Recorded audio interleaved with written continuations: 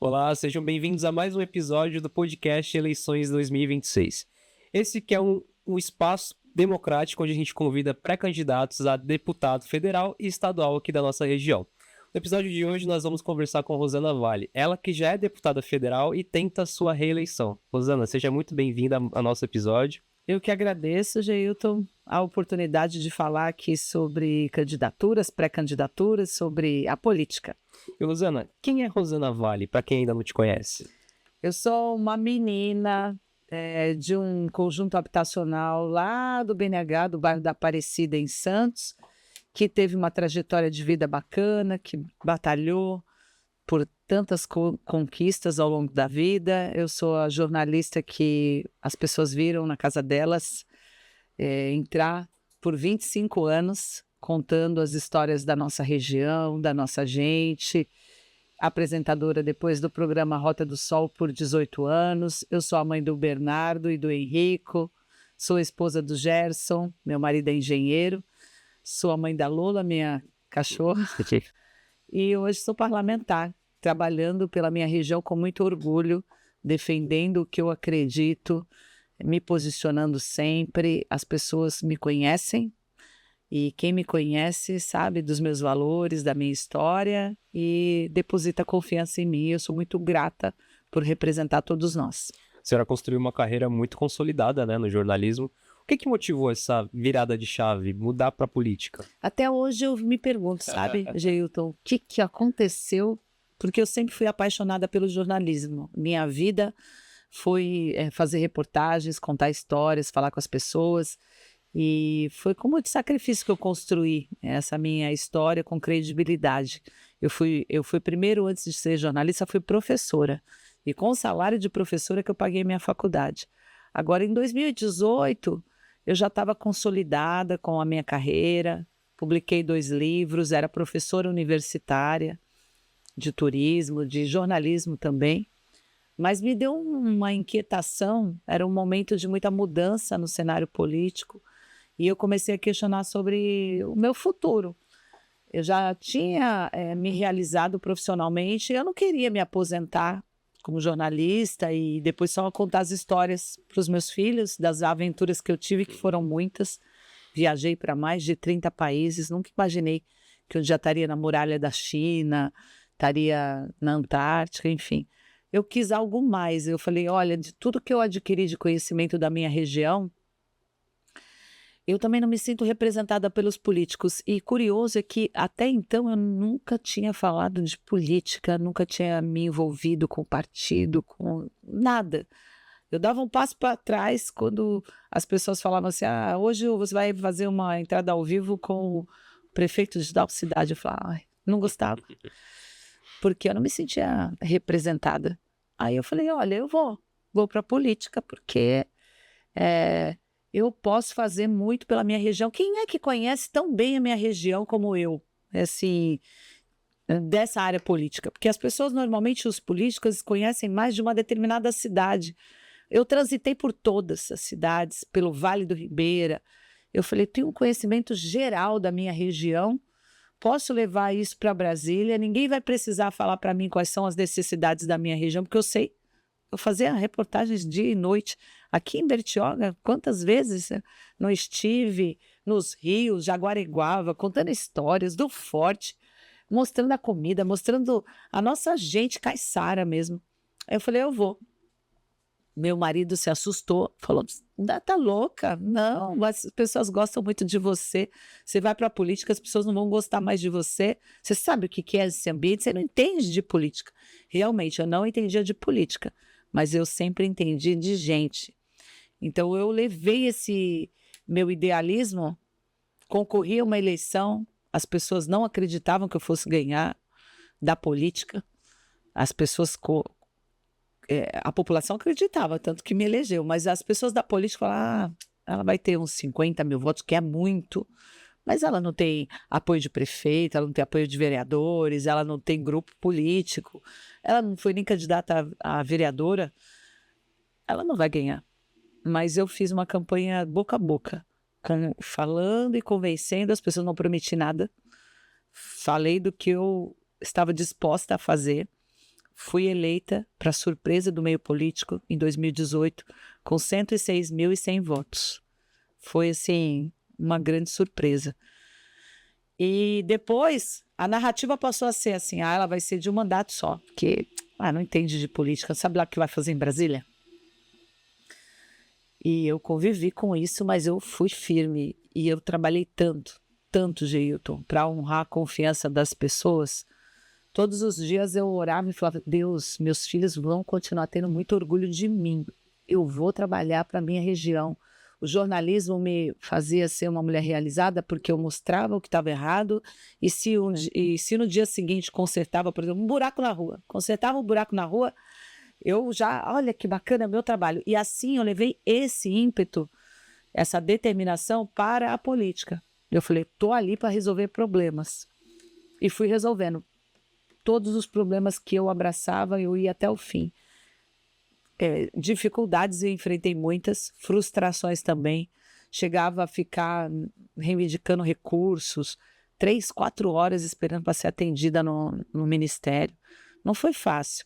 Não foi fácil conseguir os recursos para a Ponte dos Barreiros em São Vicente, quando 150.000 famílias ficavam impedidas de atravessar e que eu voltava com vergonha de ser deputada para a minha região. Falava que foi o primeiro grande desafio para mim, né? Falava, as pessoas estão ali sofrendo, sem poder atravessar uma ponte, tendo que ir a pé, cadeirante, criança. Como eu vou voltar para a minha região e falar, eu sou deputado para quê? Se eu não consigo resolver. E aquilo me incomodava, que eu coloquei na minha cabeça, falei, eu vou resolver esse problema. E aí não foi fácil. Pedi, esperei, fiquei lá, tomei chá de cadeira, até que eu consegui. Que o meu discurso, um dia eu estava tão indignada na Câmara, que eu falei, presidente, eu não tenho a chave do cofre, mas o que eu falo para essa população? Esse discurso meu chegou até o presidente da República, na época, o presidente Bolsonaro, e ele deu os recursos. Eu falei, esse é o caminho. Porque ele não me perguntou o partido que eu era, o que eu fazia, se eu votava. Ele se preocupou com a dor do povo ali naquele momento. E eu falei, esse tem que ser o meu caminho. A partir dali, eu consegui recursos assim, na ordem de mais de R$1 bilhão. Obras paradas de conjunto habitacional que foram retomadas. No Guarujá, Cantagalo, que entreguei 240 casas. Em São Vicente, entreguei 1.120 apartamentos. Consegui a habilitação para o hospital, agora recentemente, aqui de Bertioga, que o governador estava receoso, porque construir um prédio é o mais fácil. Fazer ele funcionar com médicos, com estrutura, com equipamentos, é que é o difícil. Muitos políticos, em épocas de campanha, anunciam construções de prédios. Eu vou fazer uma unidade de saúde aqui. Mas ele não sabe nem como é que vai custear aquilo. Foi herança de outros governos, que aí eu fui assim, conquistando a confiança também do governador, e a gente conseguiu ter o custeio do Estado para Bertioga, para Peruíbe, para São Vicente, maternidade.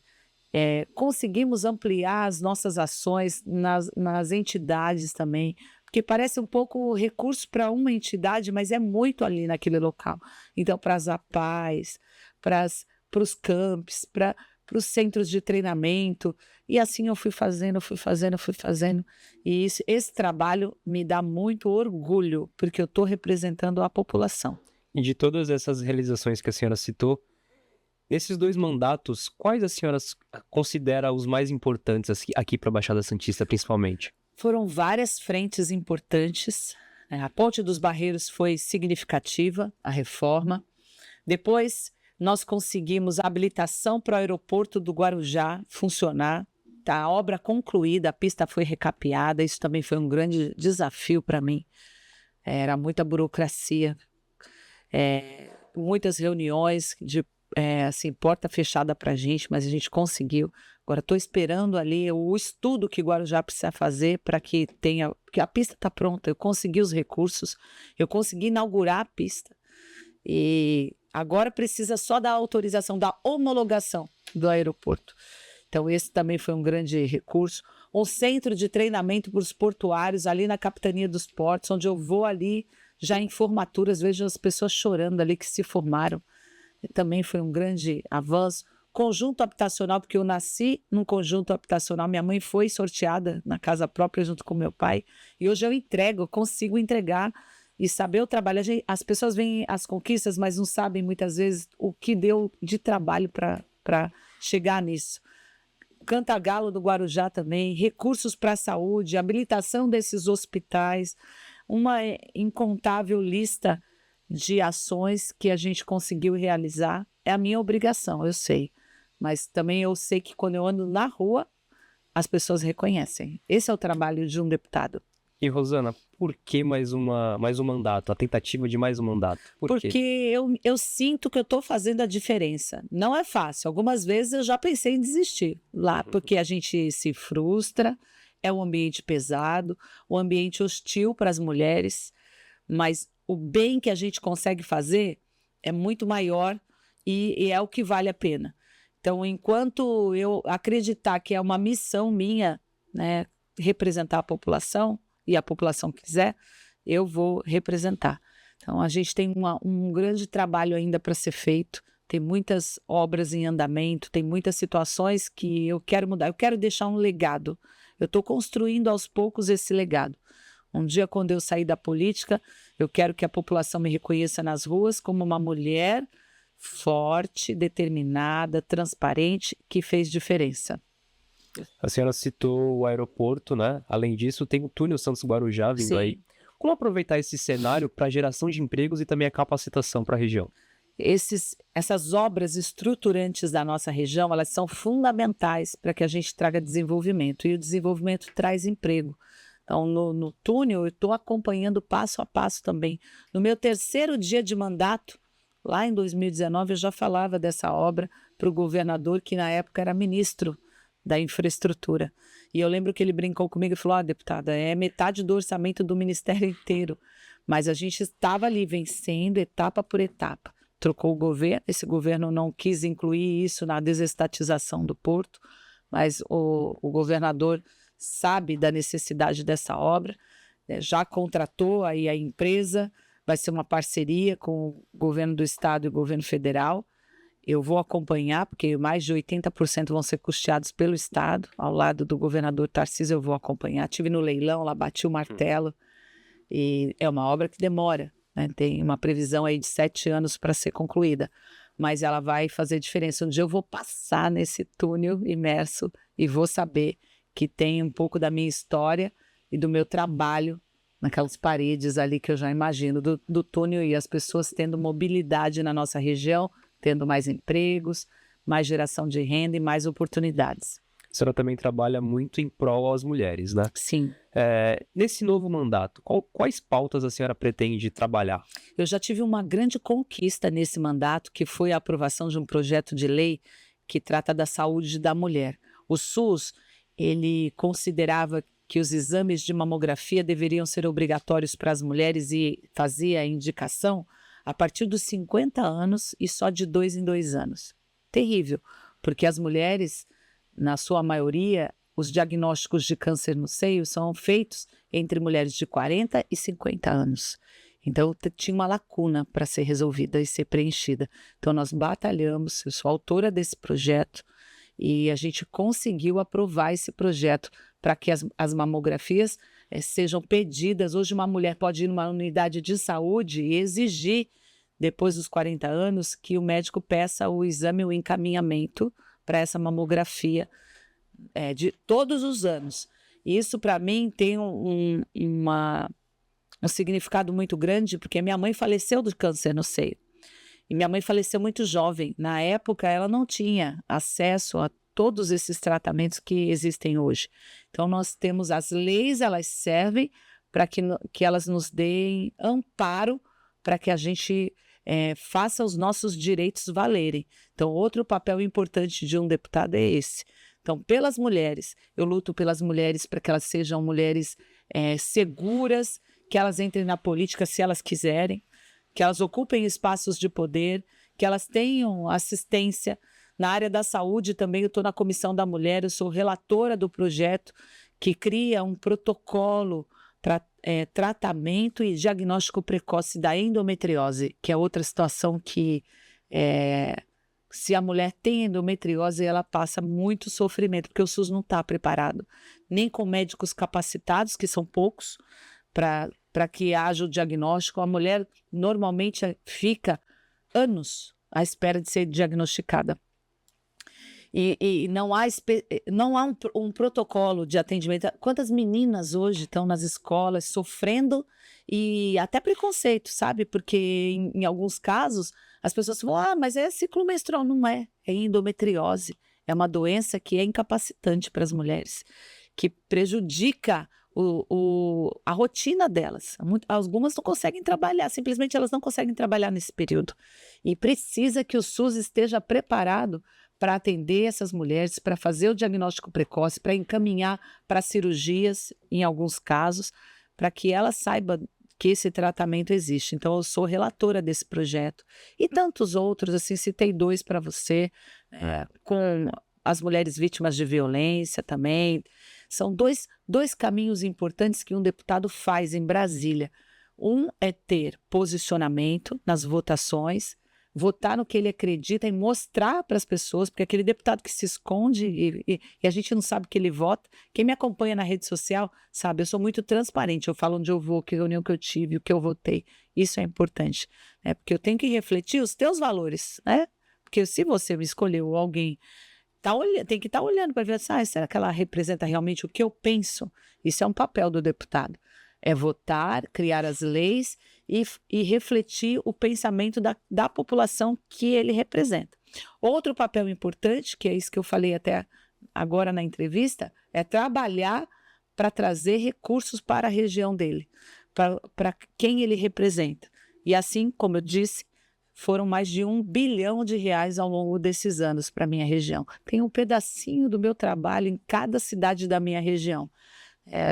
Com muito esforço, e a gente está conseguindo realmente mudar a vida das pessoas. A política, para mim, graças a Deus, ela tem sentido nisso. Muita gente usa a política para se promover, muita gente usa a política para ter poder, muita gente usa a política para fazer uma gestão de uma rede de favorecidos. Eu uso a política para deixar uma história, para mostrar para as pessoas que essa política que eu faço, que é a política com o coração, eu acredito na política com o coração. Muita gente, eu ouvi isso assim, eu tô com quase 8 anos, eu ouvi isso, a Rosana não sabe ser política, porque ela é muito coração. Olha só, isso é coisa que se fale. Se não tiver coração na política, vai embora, faz outra coisa na vida. Porque todo mundo que está num lugar tem que estar lá vocacionado. Se o padre não tem vocação, se o pastor não tem vocação, ele tem que sair daquele lugar. Se o bombeiro não tem vocação para ser bombeiro, ele tem que sair. A gente tem que estar no lugar onde a gente faz diferença. E a gente muda o nosso ambiente. E, Rosana, falando de saúde, né, o Sistema Único de Saúde enfrenta longas filas, pacientes à espera de consultas, exames. Como diminuir essa fila, essa espera por exames? Muita gente, infelizmente, até morre esperando consultas e esses exames. Como diminuir isso? É uma gestão que precisa ser bem feita. Precisa ter mais dinheiro para a saúde. Isso começa numa gestão municipal. Alguns municípios conseguem vencer esse desafio. Por quê? Porque eles cortam outros gastos desnecessários, concentram, né, a verba na saúde e fazem uma gestão que passa por tecnologia, aproveitamento para não ter retrabalho, porque você não é atendido num lugar, você vai no outro, né? Aí você vai no outro, aí você recebe um encaminhamento, você vai marcar lá daqui a 3 meses. Aí você até esqueceu, porque naquele dia você tem outra coisa para fazer. Aí quando você vai ver, você já está grave. Aí gasta mais dinheiro. Então, a gestão tem que ser feita nos pequenos detalhes. Começa no município. Em nível estadual, o governo também do estado fez grandes ações, né? Anota o SUS paulista, que ele aumenta o valor do SUS, também é uma ação importante. No governo federal, a gente tem que lutar para que o dinheiro seja bem empregado, para que os municípios utilizem bem os recursos, para que não seja desperdiçado, para que não haja desvio desses valores. E o meu papel qual é? Fiscalizar. Mandar, olha, eu estou fazendo hoje gestões nessa área da saúde que estão indo nos lugares mais necessitados. Mutirões de saúde nas cidades, mas é claro que uma deputada consegue num limite. A gente tem que mudar as leis lá em Brasília, fazer com que essas leis sejam cumpridas. Eu te falei de 2 projetos, né, endometriose e mamografia, mas é o que você falou. Não adianta se você tem a obrigação, o Estado tem a obrigação, mas não marca, não tem o recurso. Então, a gente tem que fazer a fiscalização, tem que fazer o dinheiro chegar, e parte do trabalho que começa no vereador, depois vai para o prefeito, depois vai para o deputado estadual, deputado federal, a presidência da República, os ministros, os ministérios, as pastas, elas precisam funcionar de uma forma que entregue para a população o que a população paga de impostos. Mas o que a gente vê hoje no Brasil? A gente vê um governo só arrecadando, é só imposto, o nosso dinheiro diminuindo, e a gente não vê o resultado disso. Rosana, estamos caminhando para o fim do nosso episódio. Peço que você deixe as considerações finais para a população de casa. Eu agradeço a população que confia no meu trabalho, que está ciente das minhas ações, que participa do mandato. Eu falo muito nas palestras que eu vou, que a política não é feita só pelos políticos. A política é feita por cada um de nós que precisa acompanhar, porque os maus políticos, tudo que eles querem é uma pessoa que não goste de política, que não acompanhe, que não saiba, porque aí eles aparecem de 4 em 4 anos e eles ficam sempre sendo reeleitos. Eu acredito na política que você faz o seu trabalho e espera o reconhecimento da população, mas para a população reconhecer, ela precisa acompanhar. Então, eu agradeço as pessoas que me acompanham, que me incentivam, que sabem quem eu sou. Eu sei exatamente o que eu estou fazendo na política hoje. Eu sei exatamente o meu papel. Então, não estou sozinha. Sei que muitos estão comigo e eu vou continuar até a população achar que o meu trabalho foi suficiente. Então, eu agradeço muito o apoio. Rosana, muito obrigado pela sua participação e por ter aceitado o nosso convite. Eu que agradeço. Pessoal de casa, esse foi mais um episódio do nosso podcast Eleições 2026. Lembrando que esse episódio foi gravado aqui nos estúdios da Rádio Pro FM. Um abraço e até o próximo.